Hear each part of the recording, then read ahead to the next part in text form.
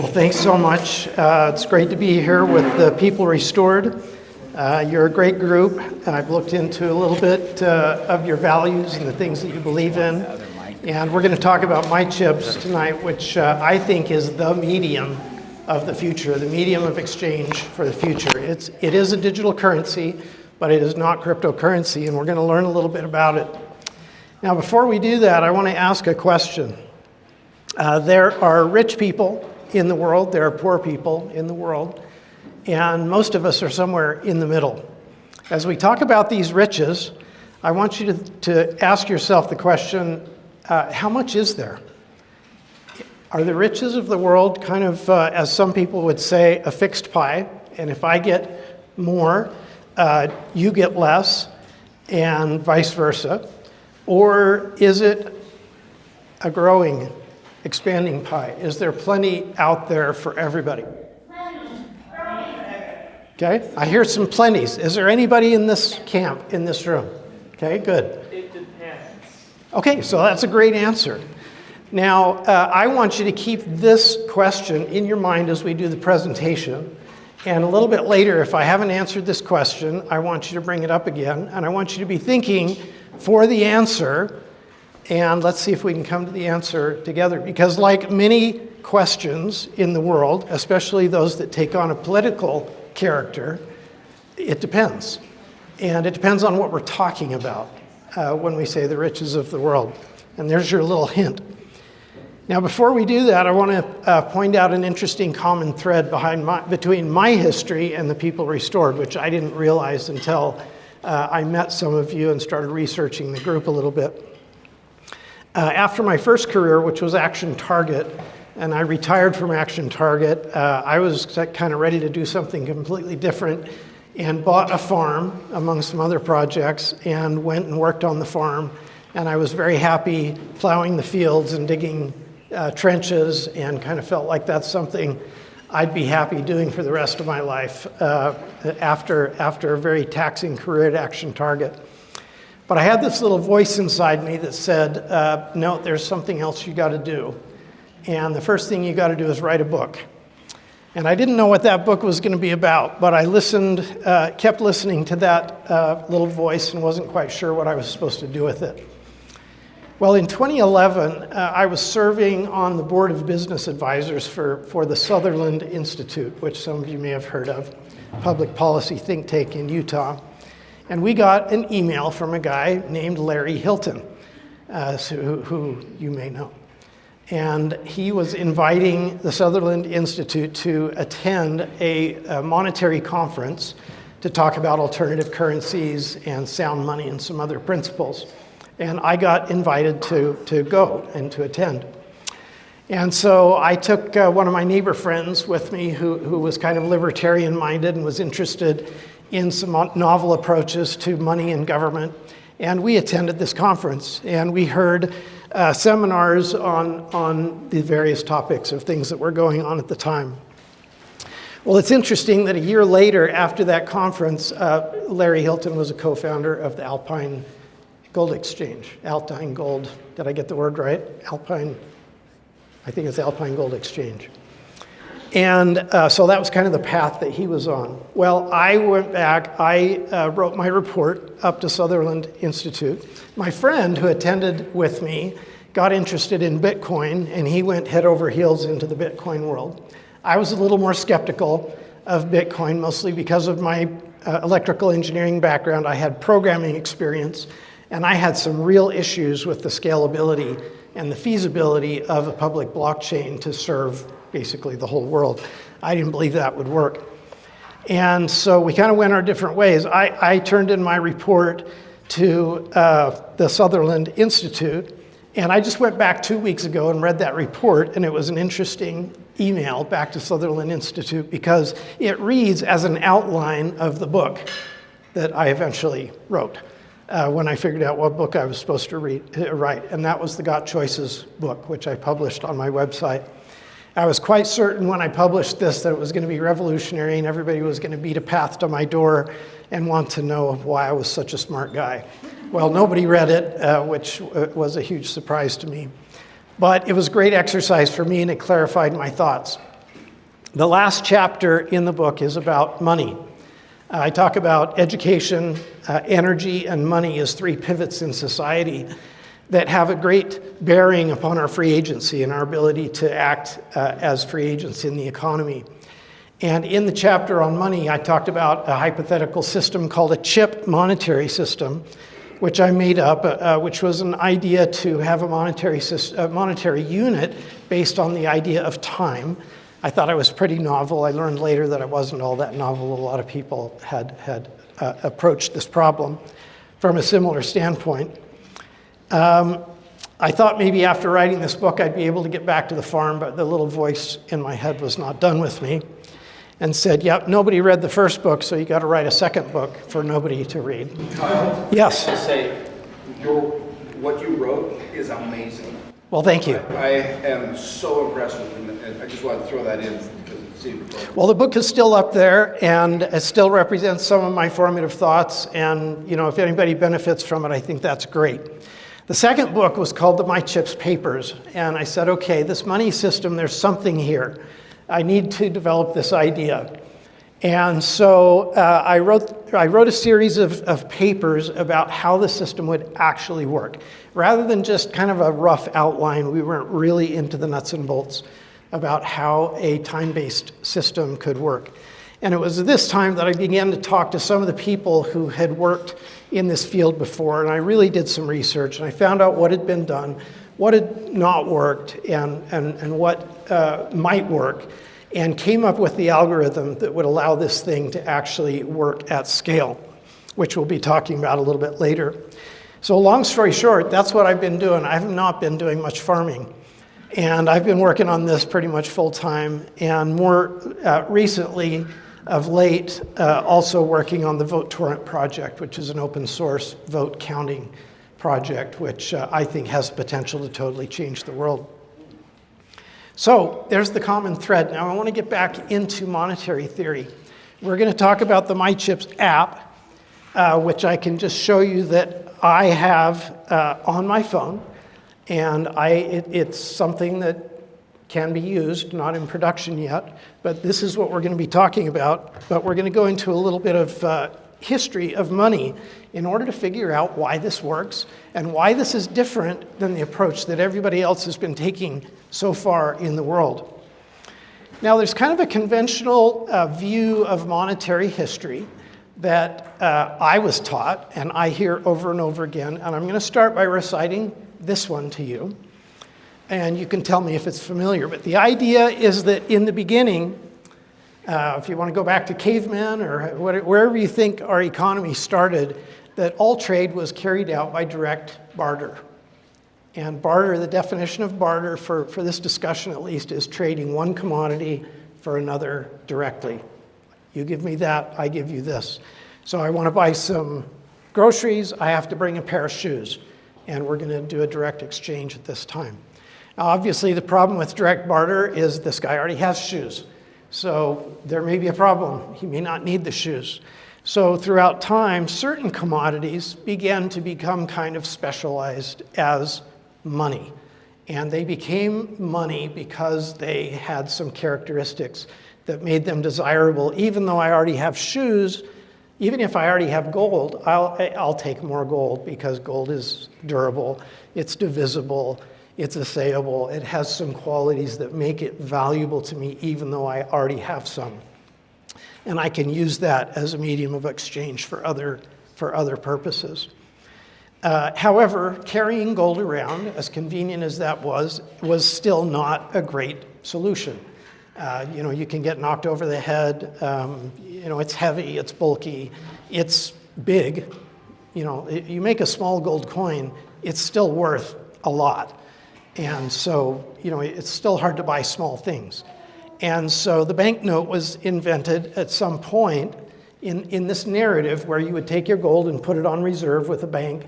They would give you notes in exchange, and now you could carry the notes around and you could do your exchange with notes instead of gold. Now, obviously, there were more modern developments with this. Checks gave us an added layer of convenience. credit cards, and more recently, electronic payments. I just put the word Venmo up here because that's one that's pretty widespread and one that everybody's quite familiar with.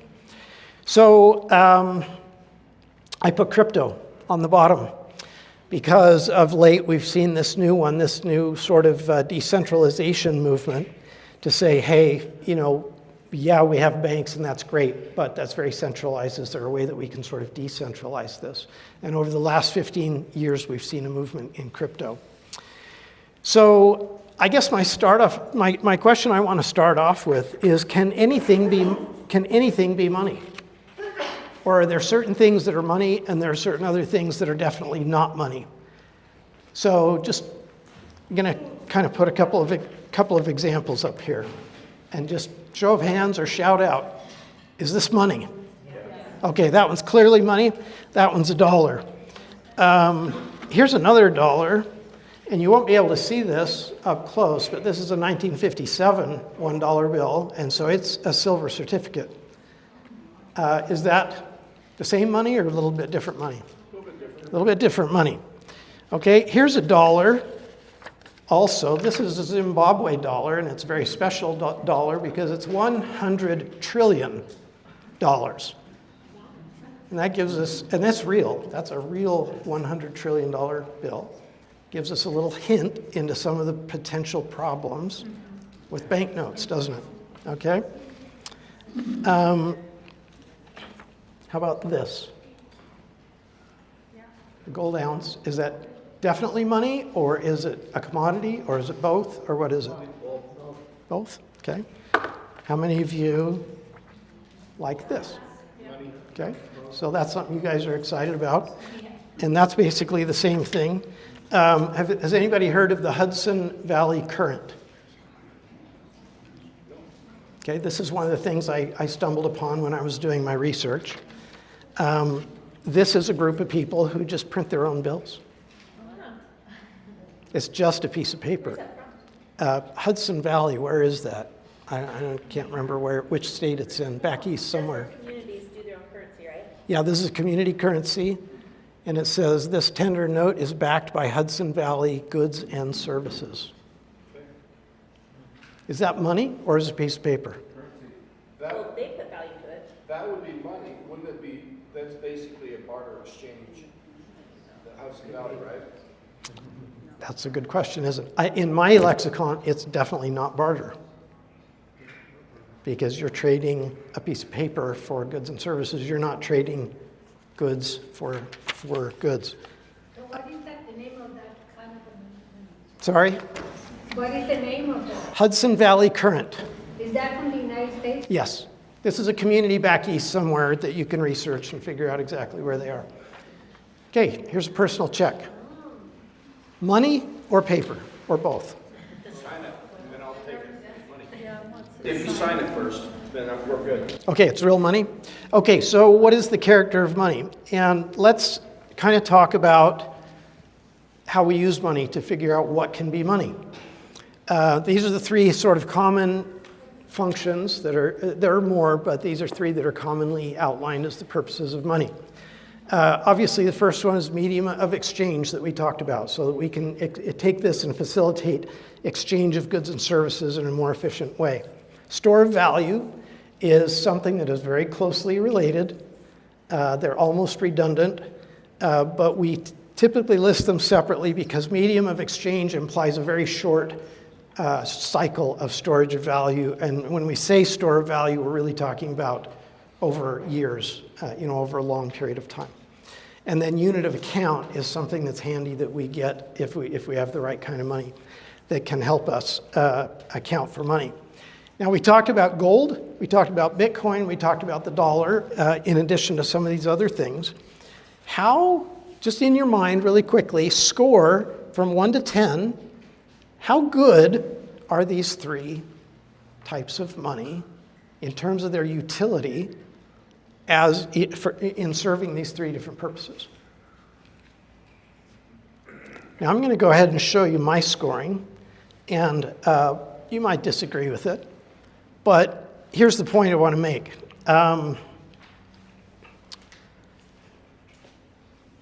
Gold, as a medium of exchange, I put pretty low. And my proof for that, and when I talk to people who are gold advocates, that kind of raises the hair on the back of the neck, say, what are you talking about? And I just say, well, when was the last time you bought something with gold? Okay, we don't use it to buy things. We use it for other purposes, okay? As a store of value, I think it's great. And as a unit of account, I think it's great. If we measured value in ounces of gold, that'd be pretty good. That'd be one of the best things we could do. How about Bitcoin? How many of you are into Bitcoin or other digital currencies? Okay, when was the last time you did a day-to-day purchase using Bitcoin? 2 days ago. 2 days ago. Okay, you are a true saint. So it has not. I put a little higher than gold, and the reason is because it's digital and it's possible to do an online purchase. So it does have increased utility as a medium of exchange, but it has some other things going against it as a medium of exchange. As a store of value, it scores a simultaneous 9 and 1, and that's because it's dependent upon timing. It can actually even accrue value. It can store value and become worth more, or it can actually become worth less, just because of the crazy volatility that's involved. And as a unit of account, we obviously don't want to price our groceries in terms of Bitcoins because of that same volatility. So it scores low in that category. The dollar, as much as it drives us crazy, is just a pretty strong workhorse in all three categories. The problem, we have digital ways of spending it digitally. It holds its value, but yet it kind of doesn't, does it? It has this kind of continual slow slide over time. So it has stability, but it has stability which is decreasing. It's a second order stability, not a first order stability. So we would like to do something better. What if we could design it from the ground up, from scratch? And I just want to take you through my thinking back to 2014 and how I went through this process. I want you to imagine an alternative money, which is what we're going to be talking about. How many of you have Venmo on your phone? Okay. I want you to think about Venmo, but without the Venmo. Okay. Now, I want you to imagine a currency that is more private than Bitcoin, more stable than dollars, and more secure than gold. Okay, now what do we mean by secure? Now, gold is really secure at holding its value, but it's kind of dangerous to have because it can be stolen. And if you lose it, if you drop it down a well, it's gone forever. And so those types of stabilities we can actually outperform with a different kind of money. How many of you have heard the term sound money? What does it mean to be sound? Okay. I don't hear any brave people to volunteer, so I'll put it in here, value backed. Now we talked about the silver certificate here. Why is that more sound than the current unbacked dollars that we have today? Is because it's a credit instrument that actually has collateral behind it. Okay, so that's going to be an important principle behind sound money. So as great as crypto is, it's not a backed instrument. It's really kind of it's really more of a commodity, which we'll talk about later. But it's not backed by any separate commodity. Sound money would be non-inflationary. We'd like it to hold its value, both so that we can use it as a unit of account and also so we can store some value. Probably need to, turn that down just a hair.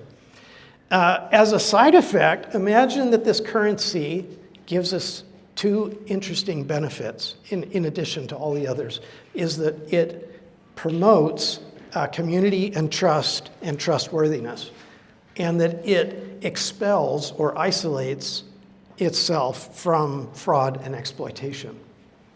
So it would allow you to build a community of people who are trustworthy, and those who come in and try to commit acts of theft or fraud or whatever would be sort of cut off and isolated and broken away from this inner community. That's a side effect of my chips. Now, one of the things I had to do early in the design was to try to figure out how I was going to design this money, because I knew that there were different models in play. And as I learned about monetary theory, I was also learning about accounting. Do we have any accountants in the room? Okay, so you'll recognize that equation right there. Now, a lot of accountants just see that as how to build a balance sheet. But as an engineer, I want to tell you that this is a physics equation in addition to an accounting equation. And what it tells us is that it tells us that assets, or those things of value, can be represented in two different fundamental ways: liabilities and equities. Well, liabilities are like a debt, or sometimes we call it a credit system. It depends on which side of the relationship you're talking about. And equity is more of an ownership concept. It's a thing that I can own. And so it's not an accident that there are two kinds of money: commodity money and credit money. It's part of the basic physics of the way value works. And we've discovered this over time, that we have these two different types. So commodity money, I call it equity money to kind of generalize the concept. It requires civil society in order to work. People have to respect the fact that you own something. So you have to have the notion of ownership, and you have to have kind of a civil society that can protect that ownership. But it works as long as you have that system. Now, I want to say that it's systemized barter, because a lot of people say, hey, my chips, that's cool, it's a barter system. And what I want to pose to you is that buying something with gold is a barter system, but buying something with a personal check is not a barter system. That is money. Now, the reason I insist that I think this is money in the old classical sense, but I think in today's modern world, this is a commodity. This is not money. It's a commodity that we can use and buy and sell and store value in. But I think it's a good store of value, but it's a store of value like we could buy silver, we could buy a car, we could buy a house, we could buy real estate. There's a bunch of things that we could buy to store value. And this is just one of them in our current market today. But today, when we say money, 98% of the time we're talking about credit money. So I want to kind of co-opt that term a little bit for today's discussion and say most of the time when I'm talking about money, I'm going to be talking about modern money, which is credit money. So we had the examples of gold, salt, and Bitcoin. For credit money, we also need civil society for credit money to work. But it's a little bit different. It's not property rights now, it's now contract enforcement. We need to have the ability to set up an IOU that is legally binding with someone so we can exchange that and have value. We have kind of three different categories of credit money. We have the centralized credit money, which is 98% of the world today, is central banks, and each country has one, and they issue out this credit, and then we trade these around, these credits that are issued by the centralized bank. There's mutual credit, which the Hudson Current is kind of a mutual credit system. It says it's backed by the community, but it's kind of fungible. If you get one of these, it's like every other one, and so it's called mutual credit. Private credit is the area that I zeroed in on for my chips. How many of you have a private account somewhere? How many of you own a business and have a Net 30 account with a vendor? Okay, if you were drinkers, I'd say how many of you have a bar tab, but I don't think you have a bar tab. But you probably know what a bar tab is. You get that idea. I have a drink and I say, hey, bartender, put it on my tab. What does that mean? It means that I don't have to pay for it right now, but maybe at the end of the month, I'm going to have to pay for all the drinks that I had that month. Okay, so that's what we're talking about when we say private credit. Now, this is the alternate view of monetary history that I'm giving to you. Some anthropologists today believe that barter was not the early form of money. that actually private credit was the early form of money. And the argument is that people lived in close-knit communities where they specialized in different tasks, and it was not efficient to barter for everything with people that you trust and you see every day. And so, a hunter might come back and share his meat with everybody, and maybe some other craftsman is good at building arrows, and he's going to stay home at camp and do that. But they'll do their thing, and they'll kind of keep track. They'll have some system of keeping track that everybody's being a contributing member of the society, and they will settle up. So this idea of having private credit on a day-to-day basis with a periodic, monthly, yearly, whatever, settlement where we true up that settlement, okay, where we true up that debt. So the idea is that credit actually preceded barter. There is some archaeological evidence to believe that at least it was very early in the process.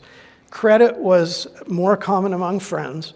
When you got together with the enemies, with the neighboring communities, that was dangerous. Those are the people you might be at war with at any given time. And so barter was applicable there. You had to take everything to the trading meeting, and you had to settle up and make sure it was a clean trade, and then you went home and everything was even Steven. And the metals became a unit of account for standardizing value, more so, and also a settlement mechanism. So we could either come out and do barter with just any goods and services, or we could use these standardized metal type of ideas. But the reason that the metals were stamped by the king was because they contained a certain amount of that metal. So it was really more about a unit of account than it was about creating a currency. Now, whether you believe in the first version or the second version of history, I think it's interesting to entertain this notion that, that private credit may have been going on for an awful long time. Now, if you've read my articles or watched my videos, I don't want you to shoot your hand up right away, but if you haven't heard of this from me, tell me if you know what this is by looking at it. You cheated because you've read the articles, okay? Now, I've only met one person in my life who I showed this to who said, I know exactly what that is. Everybody else I've met who knows what this is Is it a measured tool of some sort? learned about it from me. Okay, go ahead, Trent, tell us what it is. It's a unit of tracking your monetary system. I actually did come across this in your article. Okay, so you're number 2. Yeah, okay. Good work. You didn't learn about it from me. You were entitled to actually answer because you didn't learn about it from me. Okay, this is money. Yeah. This is money in the sense that we're talking about money. And the way this would work is the tally stick was used from about 1200 to 1800s. And the real miracle about the tally stick is that none of us know what it is. And it was in use up till about 1830. Are any of you familiar with British history and the burning of the Parliament in London in 1834? That happened because they had outlawed the tally stick in favor of the new Bank of England paper money, and they had hundreds or thousands of these, tens of thousands, in the basement of Parliament, and they started putting them in the furnaces to burn them, and they got out of control and burned all of Congress down. So this is pretty interesting. It has 2 parts. You cut notches in it to tell how much it's worth. And then if I'm going to buy something, I give this big part called the stock to the person as money, and I keep this part, which is the foil. The person I give it to becomes the stockholder. And that's where we've gotten the term stockholder in our current terminology. And the person who got this shorter piece says, I got the short end of the stick. And that's where that idiom comes from, that I got the short end of the stick. And so this means that I'm the debtor in the relationship, and the other, I have to pay, okay? So that's the tally stick. What's important about it? Well, it proves a very important tenet of Miteships, and that is that people can create or issue their own money. You do not need a bank to create or issue money. You can create your own money. And in fact, people have been doing it for thousands of years. Now we're finally, with this background, we're going to kind of start to get into the idea of what MyChips actually is. It is modeled after the tally stick. And what happens is you load it on your phone, and you go out and you meet people, and you generate a barcode, and you share it with them, and you become connected by a tally. And so it's very much like the old wooden tallies, except it's not set in stone. It doesn't have a fixed amount to it. It's a ledger, it's a bar tab, if you will, and every time you do goods and services for this other person, you just mark it down. And it records cryptographically how much the IOU is. Now, as a community begins to do this, you get all of these interconnections, and it forms what we call in the engineering field a graph network. Now, the internet was originally supposed to become a graph network. It's become very hierarchical in time, and it has become sort of authoritative in the way it's structured. But this is a non-authoritative network that doesn't have any power, any nodes, any points in the network that are more powerful than any other. And you can become powerful as a trader by getting lots of connections, but you don't have necessarily leverage over other people. Everybody is a free agent in this network and can trade on the merits of their own creditworthiness. Now, if you're in this credit system and you're connected by a tally, obviously you can do trade with the people that you're connected with. But the miracle of the MyChips algorithm is that you can not only trade with them, but you can trade with virtually anybody else in the network, even those that you are not directly connected to. This uses something that we're going to call the Lift algorithm, the MyChips Lift algorithm.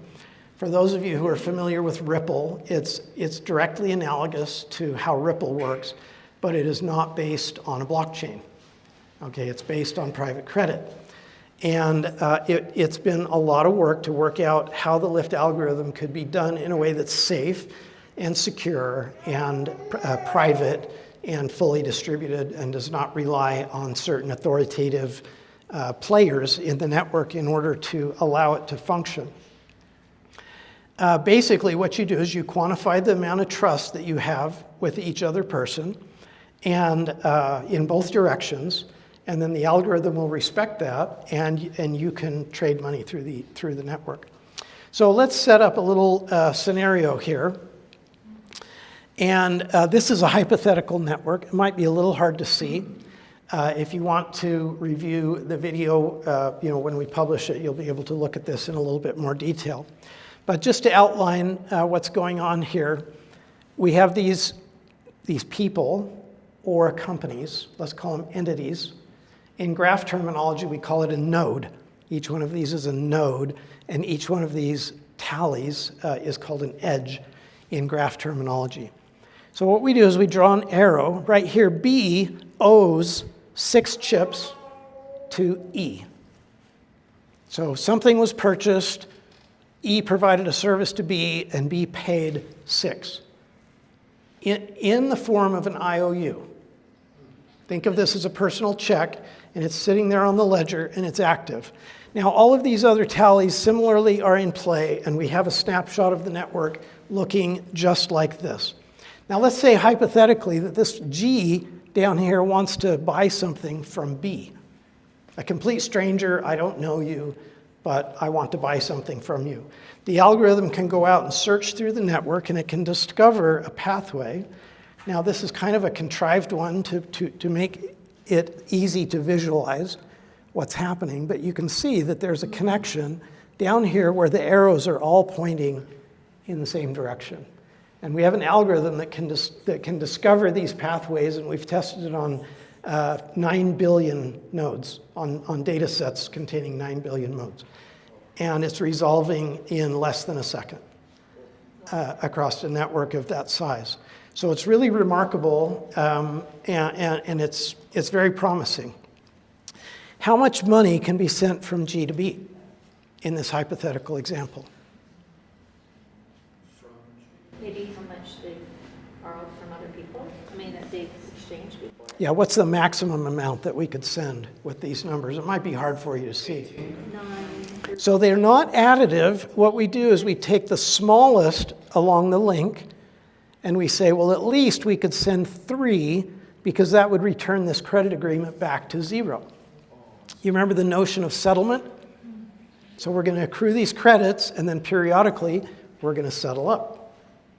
Okay, so this lift mechanism will take money from this person, it will give it to this person, and every person who serves as a conduit in the middle benefits by receiving a settlement transaction. Transaction. A settlement transaction means I get to dispose of a debt and I get to receive something from a place where I like to buy things. So they all get 3 units. The ones in the middle get 3 and give 3. The ones in the middle, it's entirely neutral because what's going to happen is 3 are going to go back here. So G is going to be net minus 3 in the transaction. D is going to be dead 0. But he's going to use some of his accumulated credits, which are here, to pay a bill.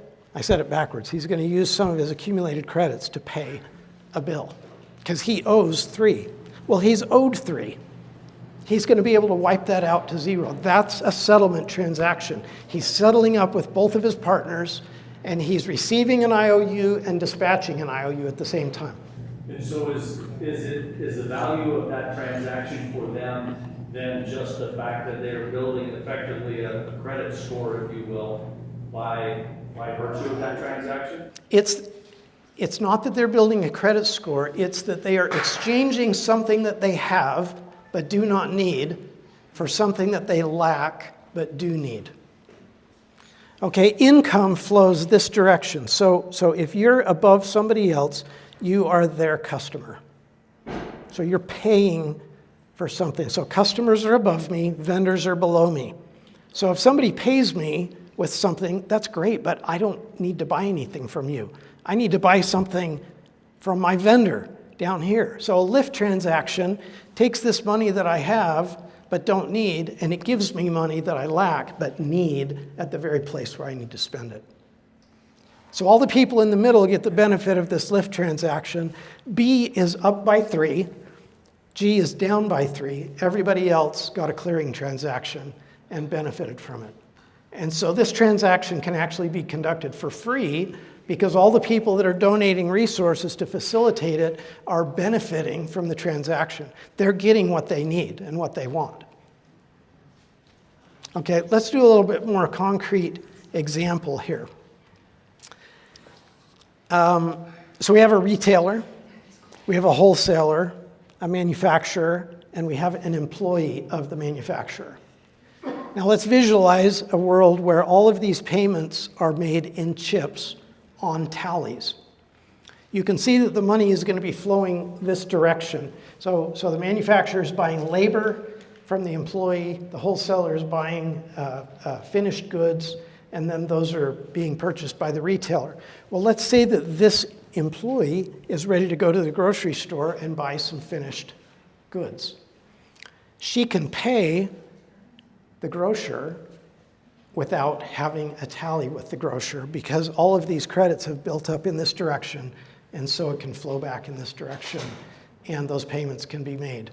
And so you can see that if the manufacturer pays his employee with an IOU, she would really like to get something for that besides an IOU.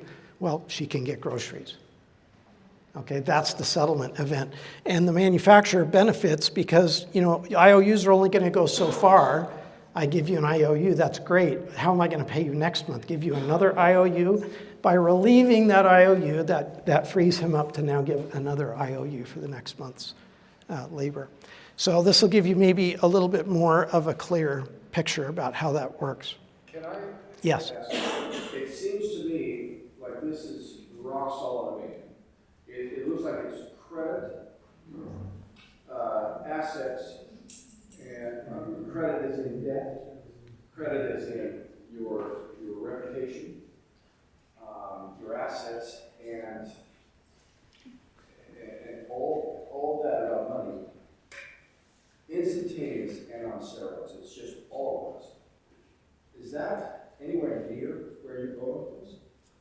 I think this will change the world. I think so too. It has the potential to change the world. I mean, it can totally change the way we think about money. Now, I will say that I think this is the way we used to think about money 150 years ago, but we have 5 generations of people who have been raised up under central banking, and we don't know how to think about money in any other way. But in the 1830s, I don't know how many of you are of the LDS faith, but if you go back and look at the Joseph Smith histories, you'll hear references to his private credit. So one of the things he said is, when he was going to move, he had to settle up all of his accounts before he could move. Why did he have to settle up accounts? Well, if you didn't settle up your accounts and you moved, you would be extradited because that was a crime. You had to stay local in order to have these settlement agreements on your private tabs. And so if you went to the local store, if you were a farmer, you probably could get seed on private credit, and you would settle up when the crop came in.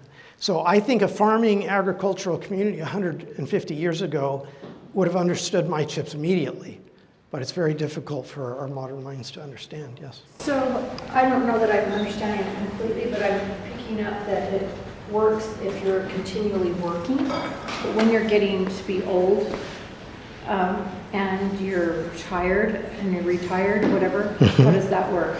So I didn't score my chips on the graph. I've done that in some other presentations. But I will tell you that my chips is the most amazing medium of exchange. And because of the unit of chip, it's the most amazing measure of account, even better than gold, for some reasons that I won't go into unless I get a specific question on it. But I'm not going to tell you that it's the long-term store of value. Now, the reason is because let's say you collect chips. Let's go back a couple of slides. Let's say you collect chips from someplace you like to buy, which is maybe the grocery store. How much value, how much money would you be willing to store on a debit card that you could only spend at the grocery store? 1,000, a couple of thousand, maybe. Beyond that, we're going to start thinking, well, what if the grocery store goes out of business, right? Now, what if you had a chip mortgage on your home? So you could buy your home on credit, and as you earned money throughout your life, you could pay down that amount to zero. That home would be a long-term store of value for you. And when you retired, you could do the exact opposite with your line of credit, and you could begin to spend money out of that account. Now, another thing you could do is you could liquidate or leverage some of that property, and you could create liquidity and lend to other young people who want to buy a home. And you could earn additional interest on the capital that you've earned throughout your life. And this is one of the interesting things is young people are naturally flush with labor potential, the earning potential, the ability to make money, but what do they lack? They lack capital. People in their retirement years, if they've saved, have capital, but they need income. So you have this natural cooperative relationship between the older generations and the younger generations. And right now, that's being exploited by the banks. The old people are earning 0.1% on their savings, and the bank, the middleman, is charging 5% on the mortgage. Okay, all of that potential is being absorbed by the middleman. Now, if you could truly develop this to its full potential in a private credit world, everything we buy could be cheaper, because as we age, we can accumulate our capital and we can lend that to the younger generation, and we can also draw credit against it for our own expenses and create a natural retirement system.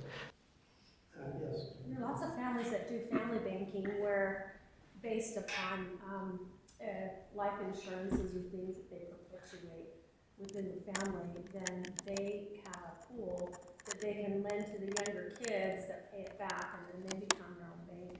And, but I wonder, were you talking about like the older people would do kind of a reverse mortgage on their asset? Well, there's two different mechanisms. You could just do a line of credit, which is going to run out. If you had an insurer behind it, you could do a reverse mortgage. Reverse mortgage has an insurance component to it in addition to being a line of credit.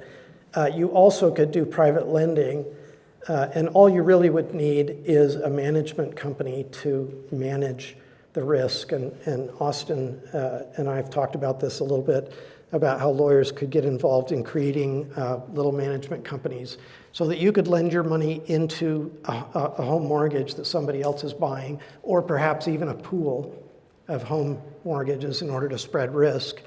And people could borrow that, and the spread between the rate that they're paying and the rate that you're earning could be nothing but the legal fees, nothing but the management fees. Could be very close. You could essentially be earning nearly the same rate that this young person is paying on their home mortgage. So you could earn this great retirement. Let's go here. Passive income, residual income, and royalties fit into what you're talking about. I think it's completely orthogonal. Do you want to maybe help me understand your question a little bit? Are you asking me if my chips produces royalties? Retired real estate agent or an insurance agent has passive income, right? And he's retired. How does that fit into that? And a residual or passive and royalties from Michael Jackson to his family? Yeah, I think this makes no difference. I think this functions exactly like traditional money. Every derivative service that you can think of in the dollar market can be modeled in a private credit market. And in fact, let me just make this analogy for you. This network of people is how the central banks operate with each other today. Okay, all we're really doing is we're saying that banks are not the only ones that can have their own credit network. Individual people can create their own private credit and engage in peer-to-peer credit. Yes? Okay. Yeah. So I'm a child of the central banking system, as we all are. So that's where my mind is. And I need a little help on something here. You mentioned interest. Now, in my study of money in the central banking system, interest, if there's interest on a currency system, it puts a termination date that is inevitable on that system. Because as interest develops or accrues or is created over time, the more money has to be generated to pay the interest back. You can't start with $100,000 in a community, lend it out, and say you may return that money to me, but you must pay interest. And there's only $100,000. Now there's $101,000. So you got to go print more money. That's what happens. So interest is inevitably tied to inflation in my mind. It's only tied to inflation when you have a single monopoly on the issuance of currency. Okay, that's what I want to explore with you. How can you have interest in this system? Okay, interest, not all interest is created equal. Interest on money that is relent does not create inflation. Interest that is charged on the issuance of currency in a monopolistic market is what creates inflation. And I don't know how deep you want me to go in, but what Trent said is exactly correct. If you have a single monopolistic printer of money and they issue money into the system at interest, if I print the first 20 as the Federal Reserve, I put it into circulation at interest, it soon is going to require $21 be paid back. There is not $21. There is only $20. And so it necessitates another $20 being created, lent to another person in order to pay for a good and service so that this $20 can be paid back. And now we have even less, still accruing more interest. So what he said is exactly correct. But imagine if the $20 was paid back, and instead of $21 being paid back, a bushel of apples was paid back as interest. That's totally sustainable and does not inflate the monetary system. So it's not doomed from the start like the U.S. dollar is right now? The U.S. dollar is doomed from the start, because your debts are payable in dollars. Not only because that we have to pay interest on those, but dollars that they printed, but because they're flooding the market with valueless fiat currencies. And that's a totally separate issue. But if you print money that is not backed, which is never going to be repaid, that's also inflationary. So let's just close the loop on this. If you can pay back with apples and it's not inflationary, then you can also pay back with alternate currencies and settle those up with the goods and services that you provide. So the secret to making it non-inflationary is simply to have a network of peers who are all issuing their own currencies and settling up those currencies. Go ahead. And then I want to try to answer the question at some point that we posed early in the conversation. So what you answered the first half of the question I had, but the second half, which I didn't answer because you answered it before, just to be clear, before I even asked it. But I'm wondering, like, what would stop like a malicious actor from injecting large amounts of IOUs into the system and then abandoning it? I'm so glad you asked that. Especially thinking about like small networks. And do you know why I'm glad you asked it? Because I spent some time making a slide for that. Okay, let's say D and G are colluders, and they're going to inject some phony money into the system. Is this the scenario you're talking about right here? Yeah. Okay. Someone says, hey, I'm an IOU. You're G. You're G. Spend that phony money. Tell me how you're going to spend that phony money. So I suppose what you said was the minimum they can transact is 3. The maximum.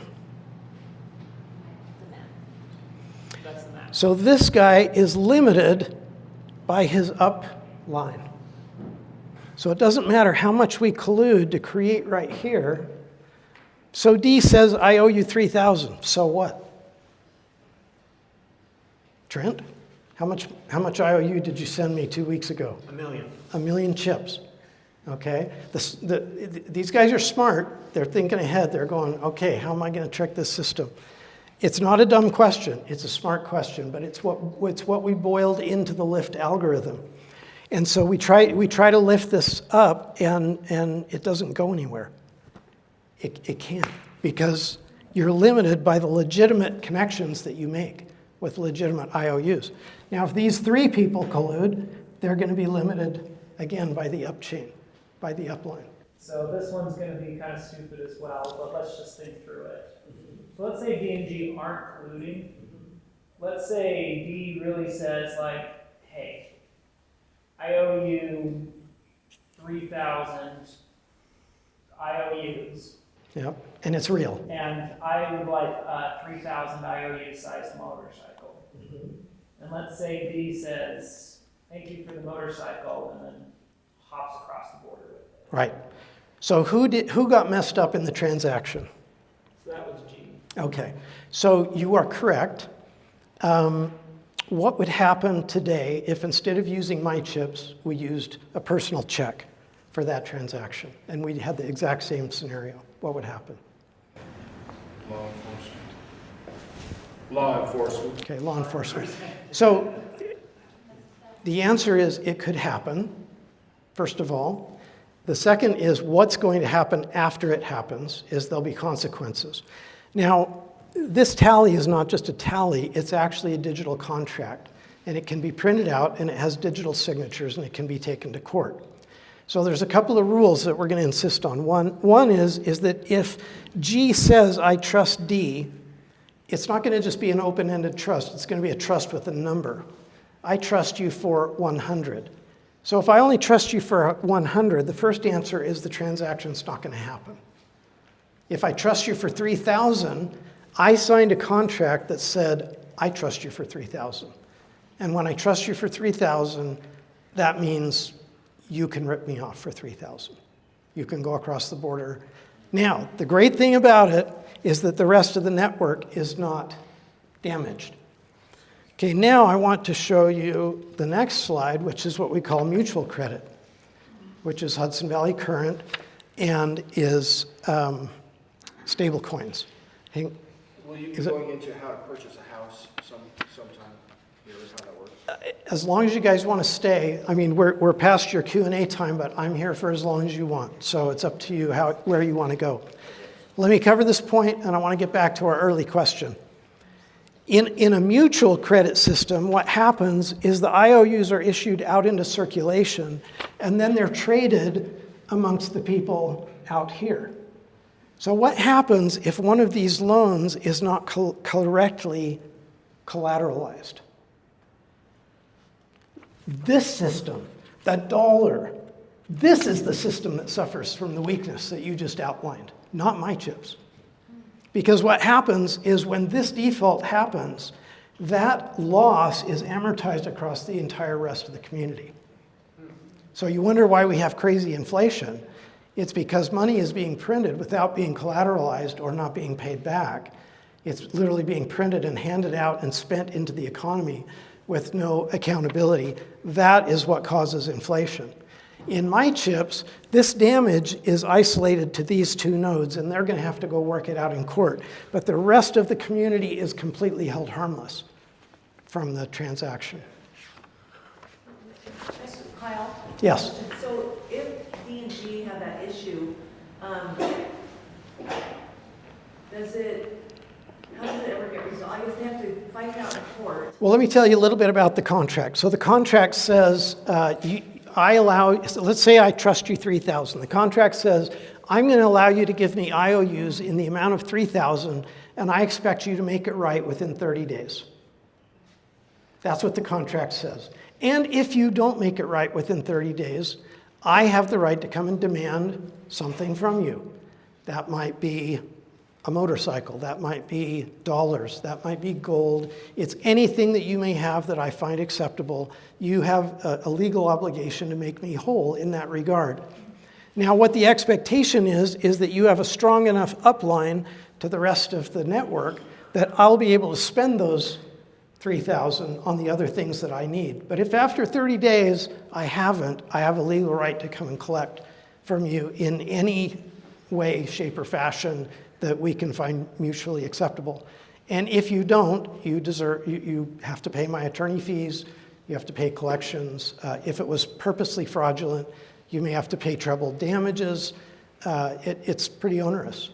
And because we have a contract, and you guys know all about this, having a contract strengthens you, doesn't it? Because we have a pre-existing contract, it may send us to arbitration. It may give us rights that go far beyond what the civil backdrop of statutory law may allow for us. What does settling up look like when D has the 3,000 chips and G has the motorcycle? So D has the motorcycle, G has the chips, okay? And so at this point, G is the one who needs to be made whole from this IOU. What does that look like? What does it make whole? So the first expectation is that G will be able to spend that money throughout the rest of the world using a lift. That's the expectation and the hope. But if it doesn't happen, it's just like an IOU. You could send them dollars. You could send them anything else that's mutually acceptable under the agreement. So let's say you want to be frugal. You want to take your 3,000. That's an add-on. But the first rule of my chips is we don't just go out and start making tallies with everybody. What we do is we leverage relationships that already exist of trust. So if you don't know them and you have to rely on a reputation system, sorry, don't do the tally. Because there are known ways to invent false reputations, and a group of connivers can get together, create reputations amongst themselves, and then they can fool everybody else. So it's one of the fundamental rules of my chips. Just don't do it. If you're paying a stranger, pay them through a lift. Don't execute a tally with people that you don't have an inherent level of trust for. Let me jump in really quick, and then we're going to come back to as many questions as you want. We asked the question, is there a fixed size pie, or is there enough for everyone?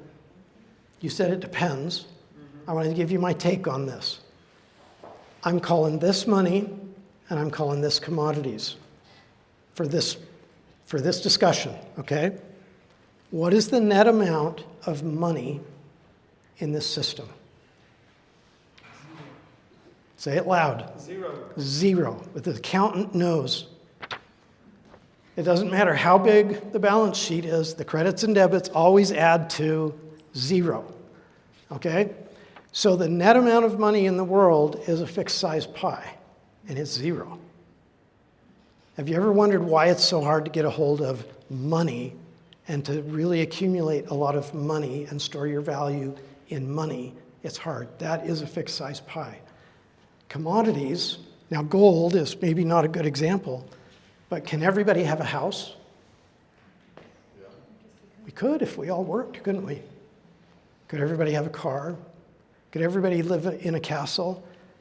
We can make as much commodities as we're willing to cooperate as a community and work for. That is the unlimited pie. It's when we think of wealth as belonging to money, that's where the fallacy happens, and that's where we get stuck. When we think about wealth and commodities, that's where it's a growing pie, and that's what it depends on. So the other thing is it's unlimited. It's zero, but it's also unlimited. The credit is limited by the players in the system and their productivity, which is really magical, because what happens is you start out at zero, a commodity is produced in trade, and money appears at the instant that it enters the economy. So the money supply is exactly pegged to the economy, to the trades that are happening. The money comes into existence to match that commodity, and as the commodity is consumed, the money disappears and goes back out again. That's why it's non-inflationary. Okay, let's get back to questions. So I had a question. So what's your plan? How do we implement this?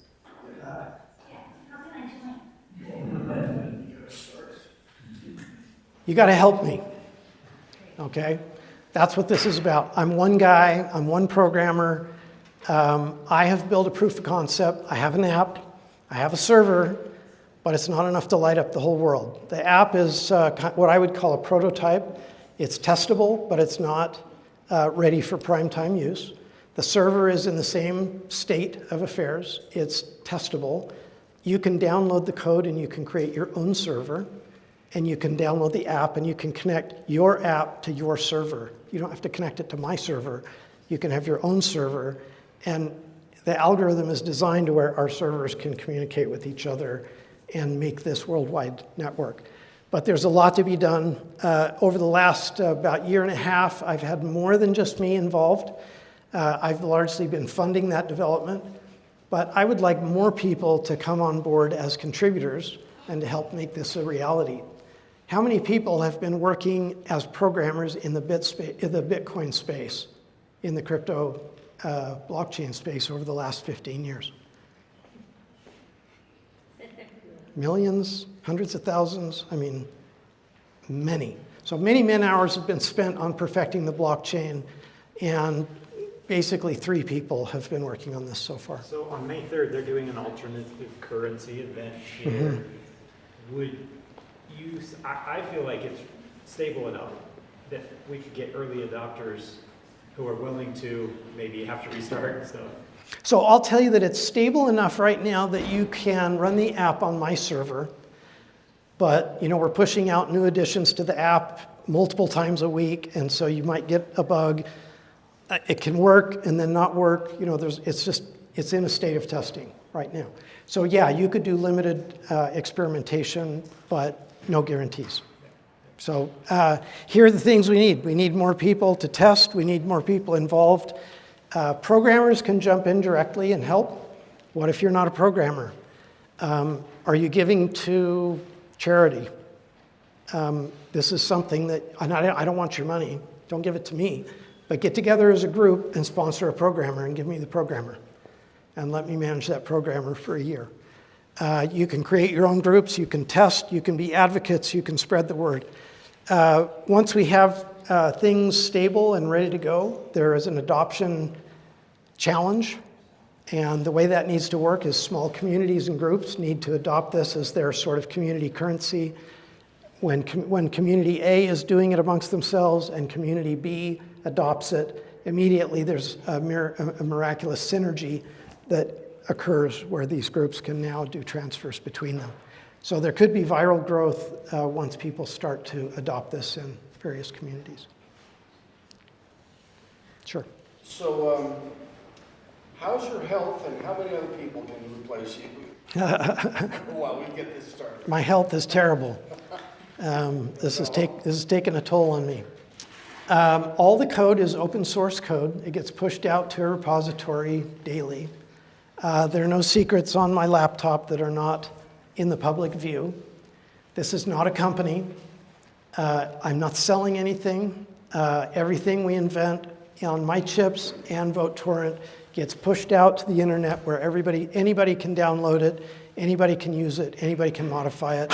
They can do whatever they want to do with it. They do have to obey the license, and the license says you won't cheat, rob, or steal. If you do, you owe me a big fat commission, and I'm coming for you. You have to use it for honest purposes, and you have to respect the value of the chip. Means you have to use the definition of a chip. You can't use this to trade dollars. And as long as you obey the license, you can use my software for free. How do we get the software? You get on GitHub and you download it onto your computer. Now, the app, if that's what you're asking about, the app you can download on an Android phone off of mychips.org, or if you have an iPhone, you have to download a test environment called TestFlight, and then so you download the app TestFlight, and then the MyChips kind of plugs in as a beta into TestFlight. When we get it a little more stable, then we'll go ahead and push it right out to the App Store, and then you'll be able to download it directly. Can we just download from Google Play directly? Yes. Okay. Well, but it's less current. If you want the daily build, I would grab the APK off of mychips.org. If you want kind of like a weekly build, then you can get it off the Google Play Store. Thank you. I'm just trying to wrap my brain around this, so. Before you go into your question, it took me years to wrap my brain about it, so there's nothing wrong with trying to wrap your brain. I don't understand how are you funding it? Like, my dollars are in my bank, but those are separate from what this is. And this is a really common question. How is my work? I'm working for something. So does this make sense as an IOU to you? Does it? There's money in the bank that backs it. Okay, what if it was not a check? What if it was just a piece of paper, and I just wrote on a piece of paper, I owe you? Okay. Does that make intuitive sense to you? Okay. Let's do it with this one. You're now the stockholder. I just gave you an IOU that entitles you to collect money from me, and it gives me 30 days credit. Gives me 30 days to make it up to you. How did I fund that? Did I use dollars to create that? No. What did I use to create it? Trust. Just made a decision. I used trust, I used contract, but I also, why did I give it to you? Because you gave me a product or service. The product or service is what funds the money. Okay, now let's talk about the dollar for just a minute. What funds the dollar? Why do we think that in order to fund an alternative currency, I need to pour the real thing? I need to get the real thing to pour it into the fake thing. When this is an IOU, this is an IOU, why do we accept this one in our minds as being real, but we think this one is kind of different? It's perception. It's perception. It's from Jekyll Island convinced us. yeah. Now there is an institutional power behind this, and there is a fungibility, and there's a spendability, there's a utility here that's not here. So that's not imaginary. But at their basic character and form, these are the same two instruments. They're both IOUs. Okay, so when you go to a bank and you get a mortgage, let's say I get a tiny $20 mortgage from the bank. Do they hand you a $20 bill? No. They give you a statement which says you have $20. That's kind of an IOU. And I'm here to tell you that when you get that mortgage, that money that they lent you did not exist prior to you borrowing it. That money is literally being created in the moment that you borrow that money. So what's happening, is let's do a home mortgage, and I want to illustrate this for everybody. What's your name? Buffy? Buffy has the ability to create private credit. I, the Federal Reserve, or the central bank, or the local bank, have the ability to create public credit. I'm going to give you a home mortgage, which I'm going to print and create in the moment of the transaction, and you are going to give me a private note. I, the bank, I didn't lose money, I didn't gain money. I picked up an asset, I picked up a liability. You did the same. I lent you money, I created that money in the instant. Did I, the bank, create that money out of nothing? Transaction created it. Okay? What value created it? There's value. This is a back transaction. Really the contract. This is not money printing. This is the one legitimate way that our central banking system legitimately creates money, is in private loan and corporate loans. Those are back transactions.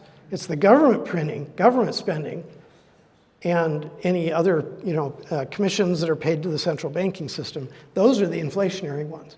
I didn't create money out of nothing. I created money out of Buffy. Out of Buffy. You got to go to work, and you got to pay that off.